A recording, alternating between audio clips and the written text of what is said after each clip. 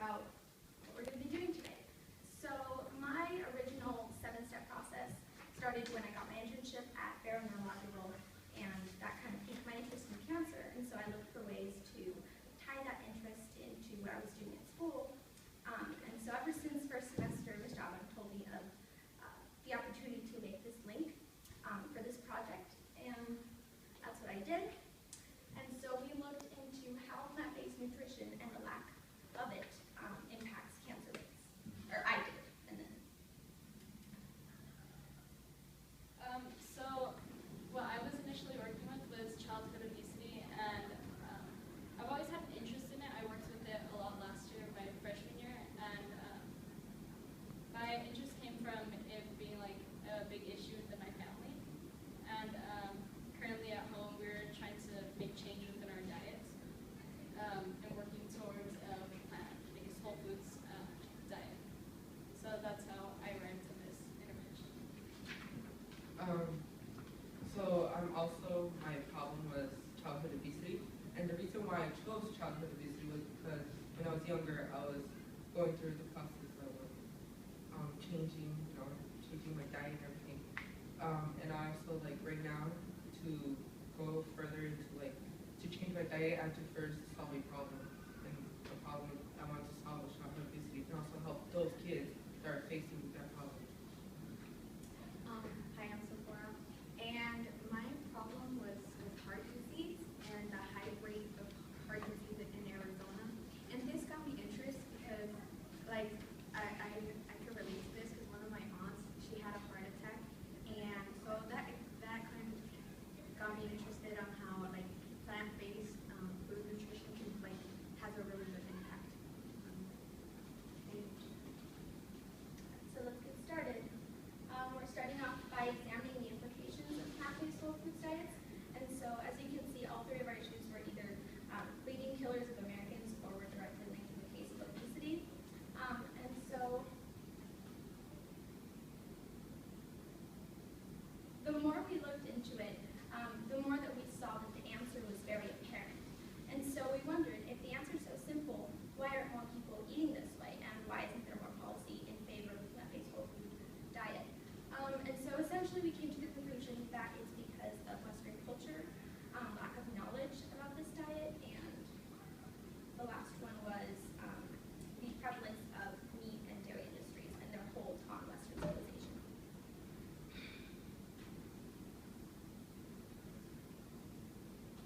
Alright, so in terms of cancer, it's obviously not linked to all sorts of cancer since there's lung cancer, but the major ones are breast cancer, prostate cancer, liver cancer, esophagus cancer, and intestinal cancer. And there is increasing research that a plant-based whole foods diet can not only serve to prevent these types of cancers from developing, but can also serve in conjunction with treatment.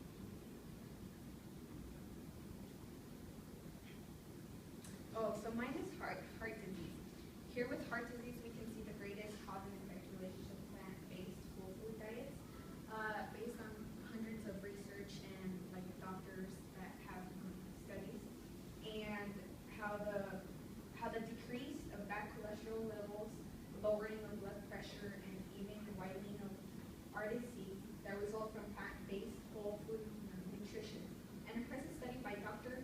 Esselstyn conducted with individuals and the heart disease who were explicitly told by their doctors that they had more than a year to live, caused the powerful healing effects of the plant-based whole food diet, in addition to its prevention properties, as patients were completely off medications after 5 years on the diet, a large portion of which never experienced any improvement on the condition.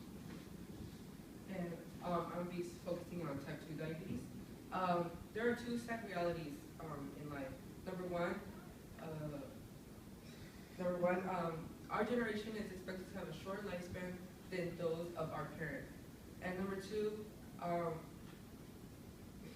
the number of type 2 diabetes rates is going to double within the 16 years. But luckily, plant-based whole food diets would be able to stop the progression of those 2 numbers.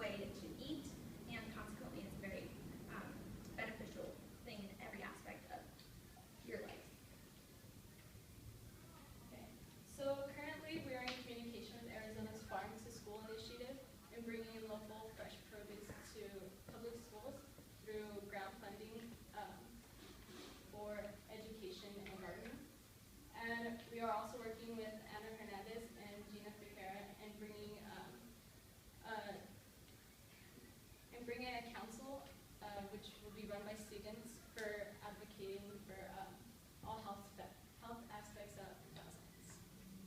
And just as an update, I had a meeting with Gina today, and so she's been working with this garden area space in front of the Arizona Cancer Research Center that they're building. And so she wants to pass down that project onto sophomores and juniors. And that's going to be another outlet aside from the whole policy change with actual school foods as a way to get more plant-based whole foods in our school. All right. So we feel that it's time for change. Bioscience takes pride in being a pioneering and innovative school. We have to change to a plant-based whole food diet, but it's not gonna be one of those things where it's gonna take overnight. It might not even be over a year. But there are schools that have changed from an all meat diet to all vegetarian. And there's this one school in New York where they tried out being meatless for 3 days. Then after a year and a half, they changed to just no meat and all vegetarian and added tofu to the menu as well. And so over here we have just a list of schools and districts from all different backgrounds, private schools, public schools, charter schools that have seen the benefits of this policy, and they've all converted to some version of it. It's not all the same. All right. So in closing thoughts, we're just going to share a few personal stories from my experience with the plant-based whole foods diet. So I'll start off by saying that I became a vegetarian almost a year ago, and since then I've transitioned into being completely on the plant-based whole foods diet. And in this journey, at the beginning it was a big struggle with my mom that she said it was too expensive, and eventually we found a farmer's market store and like this place where we can get tofu on sale, and our groceries now cost less than before.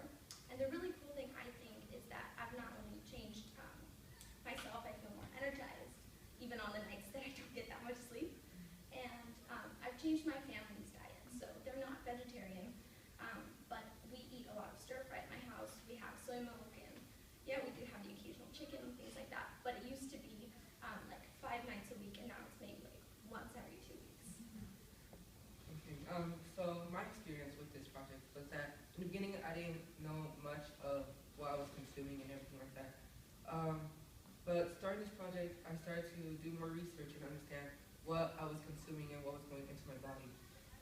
At first, I didn't know what to change, but going through this, I knew that first you have to start changing your nutrition, changing what you eat.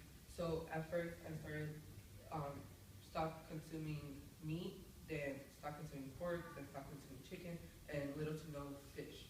So I've been progressing with the project as well. So it's been a change, and with also my family, like since my brother was also is also a vegan, he was rubbing off on me. So I was slowly getting into the diet, and so now I was able to say, okay, it's like I also just didn't have cravings for any of those things no more. You know? In my family, we were raised eating like a lot of packaged foods and refined foods, and just because it was more like less cost, and it was just kind of better for us since there was 4 of us at the time for my parents, so it was easier to buy those kinds of foods. But now that we're kind of older, we're seeing like the kind of consequences of eating that way. So my parents and I like started to make small changes in our household. We like Elena, we were starting to go to the farmers markets every Saturdays and buying more groceries there. And I find that we're spending more time at the farmers market more than at like stores that we used to go to get like our packaged foods. And all in all, we're buying more produce, and then you can kind of like see the changes throughout my family. For it's because like my parents are kind of setting an example, and then I've kind of followed into this diet. So my younger siblings are falling into this diet too. It's better than eating all like the packaged food and the food that wasn't good for us before. In my personal life, I was like amazed on all the impacts that I found that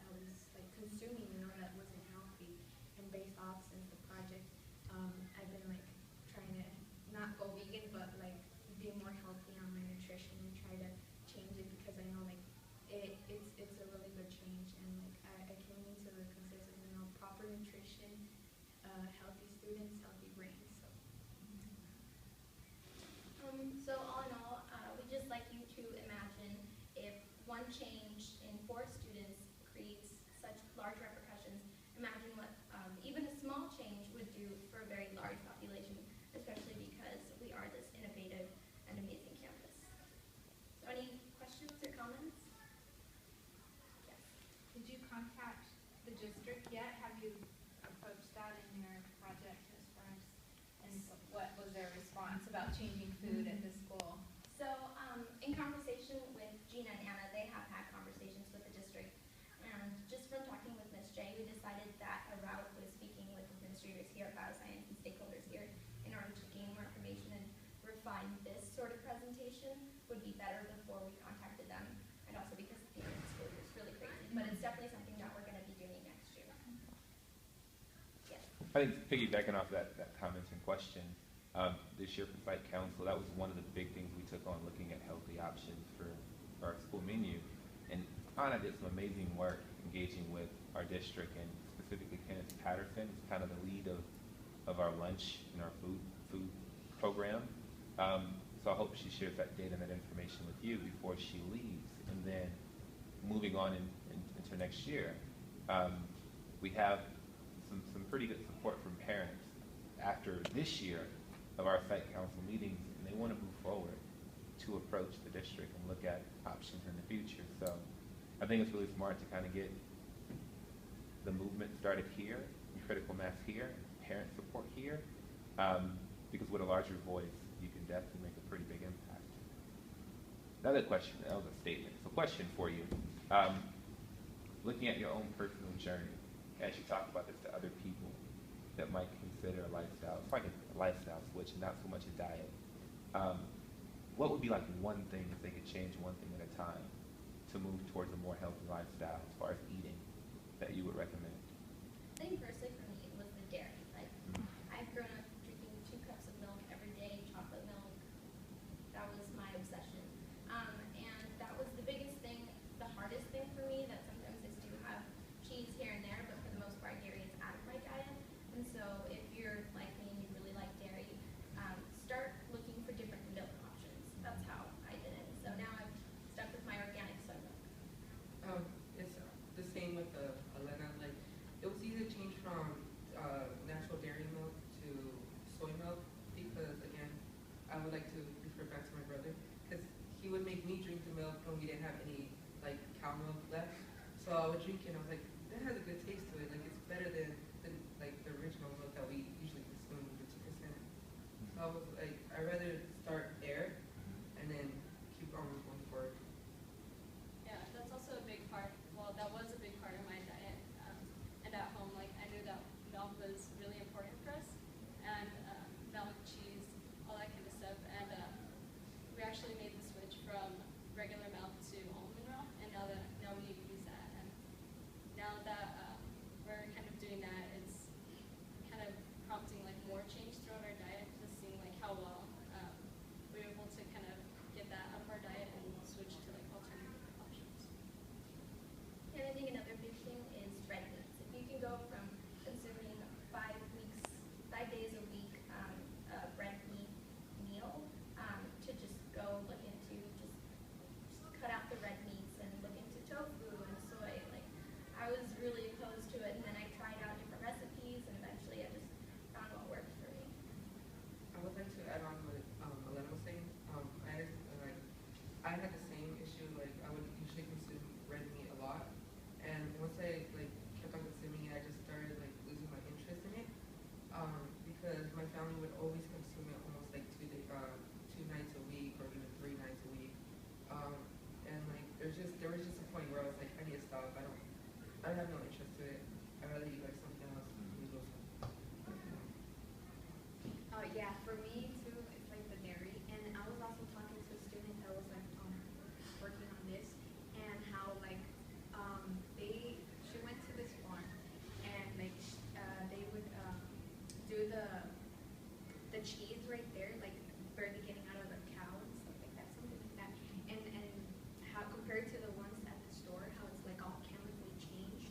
And I was really impressed, like how like all these chemicals that are at the store and like coming out from the cow and being made is like more healthy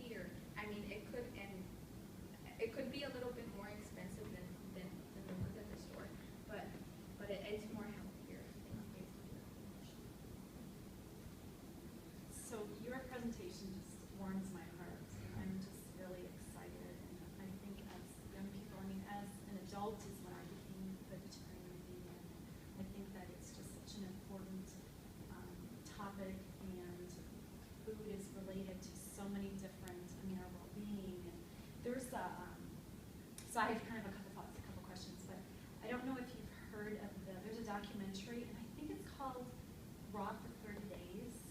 Gabriel Cousins, I can probably find it for sure, but he did this, he has a Tree of Life center in Patagonia here in Arizona, and he did this documentary.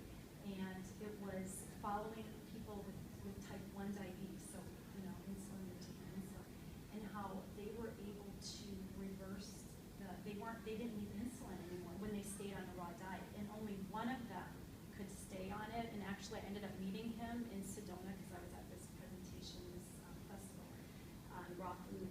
And he ended up becoming a naturopath. But it was just fascinating. But it was so, for some of the people, it was so hard for them to stay on the diet. But that, I mean, how earth-shattering that to not even need insulin, and that what, you know, having those live enzymes in the food. And so it's fascinating. I always thought I wanted to be a nutritionist, but then I found out how much math and science you needed, which for me, I was more into the social science. But it's definitely a personal interest of mine. I love studying food. I love eating. So anyways, so I'm just really excited about the work that you're doing. And I'm just wondering, as far as feedback that you get from friends, and because I know sometimes, you know, when you're eating a little different. As I've gotten older, I've learned to embrace my differences of how I'm different. But how has that been, you know, as far as just because people ask you all the questions and how do you get your protein and what, you know, and I always just look at it as a learning opportunity when people ask me questions. So I'm just kind of wondering what, you know, a little bit, a couple of you mentioned maybe, you know, it sounds like a positive impact on your family. So I'm just kind of curious what friends or other people have said. I think the biggest thing for me is that I didn't want to be another one of those people that was just like I don't know, there's just that stereotype, the vegan, and that wants everyone else to be vegan. And so I was kind of reserved. I was like more lead by example and not by like preaching. And so I have gotten comments like, oh, you're trying to be so healthy, like, you know, I just brush them off. And people genuinely seem interested sometimes, like, why are you doing this? And I tell them, and so, like, I don't have anyone going home and being vegan too, but I mean, awareness is something. I know, like, since we started within, like, my small family, like, my parents and my siblings, you know, like, the rest of my family or, like, close friends will come and ask, like, what do you guys do differently, or how can we change, or, like, you know, we'll tell them, like, you know, alternatives, because it can be a little bit, like, more expensive at times to eat, like, that diet, so, you know, they seem, like, just interested in, like, trying to make a change, too, which is good. Just to interrupt, so just to showcase how easy these foods can be, we've prepared two things. We have a vegan pumpkin bread. Do you want to tell them what's in it? So the bread is made with organic pumpkin puree, agave extract, oat flour, flax seed, almond milk, cinnamon, and whole wheat flour. So it's like a good snack, sort of breakfast thing. It has a lot of fiber. And then we also have a fruit salad, if you guys would like. Both? Both for everyone? Yeah. All right. Can I ask another question? Sure. As you guys can see, one is really cool to see to hear your involvement here, looking at food option. Last year, your sister, for her 7-step process, she worked with her friends to do something about activity and exercise. So looking at that intersection of, well, a year ago you had an older sister, you know, really talking to the family about being more active and physically fit, and here you come now, you know, adding the diet component to it. That's gotta be pretty cool. Yeah, it is, and before we came up with this intervention, she kind of helped me along the way, because I knew I wanted to work with, like, childhood obesity, but she kind of gave me, like, you know, like, some tips on it, some past research she had done, like, she shared that with me, and I knew, like, both parts were important, like physical activity and diet. I know she had, like, done physical activity, and she had, like, good success with that, and it was pretty interesting, because she was able to, like, you know, like, as you said, like, share with the family, and, you know, I think, like, as a family, we've kind of also been more, like, physically active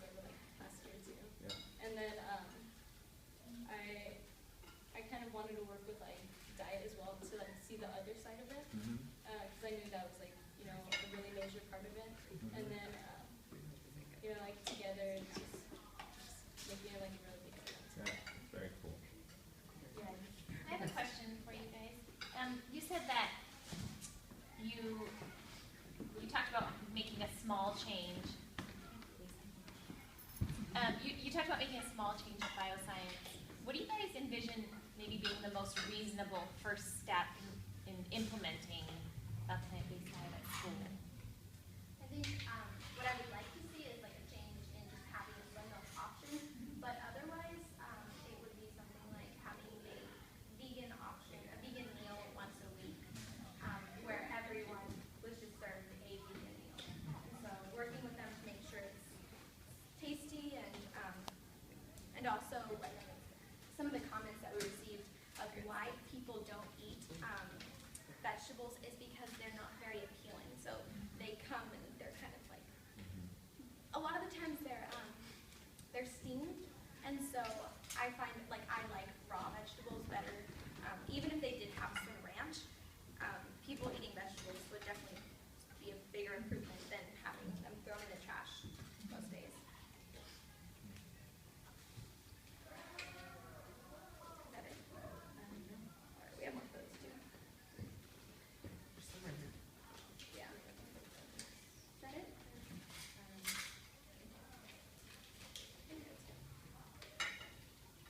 Yeah, I'll start serving the fruit too. Elena, you should talk a little bit about the correspondence that you got from after watching the documentary. Yeah, so Miss Javanon referred me to the Forks Over Knives documentary, and so I watched that, and that was kind of like the turning point from being vegetarian to going to vegan and just increasing the amount of fruits and vegetables in my diet. And afterwards, I emailed Dr. Campbell, who is the emeritus professor at Cornell University in the nutritional department.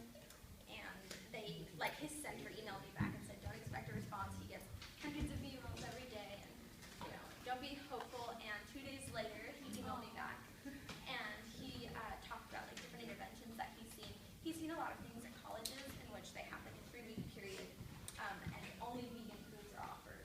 And so that kind of immersion is really powerful in his experience.